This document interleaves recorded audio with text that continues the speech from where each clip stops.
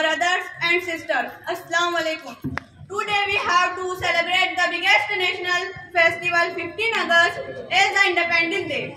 We all know that day we have free from the British rules and regulations. You think that why should we have gathered here throughout all the country celebrating 15 August? So, that day all the schools, colleges and other government offices decorated with colorful flowers and pictures. All students wake up early in the morning, get ready to join their life very bad and full of cruelty because British rules very cruel and unhumanity. So, our great and leader came at one point think about human rights and freedom.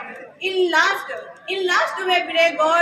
God gives us hidayat for prosperity, become a responsible citizen of our country. Thank God.